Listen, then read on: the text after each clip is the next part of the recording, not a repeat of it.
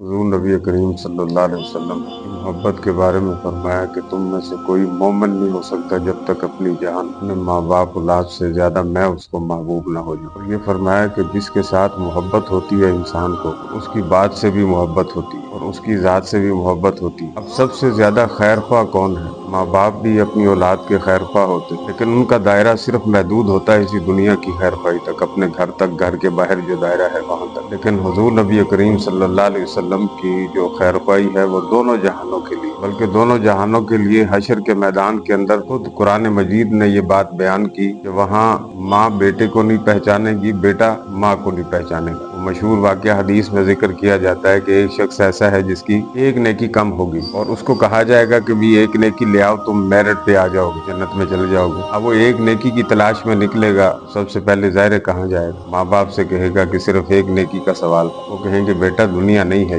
یہاں نیکیاں، یہاں تو ہم بہت ساری ان نیکیوں کے بارے میں افسوس کرتے ہیں جو ہوتے ہوتے ہی رہ گئی، اتنے ڈبے پڑے تھے نیکیوں کے لیکن ہم دنیا میں مست تھے لہٰذا وہ نیکی کے ڈبے اٹھا نہیں پائے، لہٰذا یہاں تو کسی نیکی کا سوال نہیں ہے، ایک نیکی وہ نہیں دی جا سکتی۔ یعنی سب کے پاس، یعنی ماں باپ انکار کر دیں گے تو باقی رہ کون جائے گا؟ جب وہ واپس آ رہا ہوگا تو راستے میں ایک بندہ بیٹھا ہوگا، وہ پوچھے گا بھائی کیوں پریشان ہو؟ کہ یہ ایک نیکی رہ گئی، وہ ایک نیکی کی کمی پوری ہو جائے تو میں جنت میں چلا جاؤں گا۔ وہ کہے گا یار میرے پاس ہے یہ، میرے پاس ہے یہ، تو میرا تو نہ کوئی میرٹ بنتا ہے، ایک نیکی ہے میرے پاس۔ اب اس کی جو بات ہے نا وہ بڑی، اس نے کہا کہ میری اس نیکی کی وجہ سے اس کا کوئی بندہ جنت میں چلا جائے بس میں اسی پہ راضی ہوں، یہ نیکی لے۔ اب ظاہر ایک نیکی اس کی ہوئی اللہ کے پاس، تو اللہ تو سب جانتے ہیں یہ اس کی بخشش کے بہانے ہیں۔ اس کو بھی بٹھایا راستے میں، اس نے ایک نیکی دے دی، ماں باپ نے دی، اس نے دے دی۔ تو اللہ نے پوچھا آج اس دن میں تجھے نیکی کس نے دی؟ اس نے کہا وہ ایک بندہ بیٹھا تھا اور اس نے کہا میں تو جا نہیں سکتا، میرے پاس تو نیکیوں کا کوٹا نہیں ہے، لیکن میری ایک نیکی کی وجہ سے اس کا کوئی بندہ، یہ بھی ایک محبت کا جملہ تھا،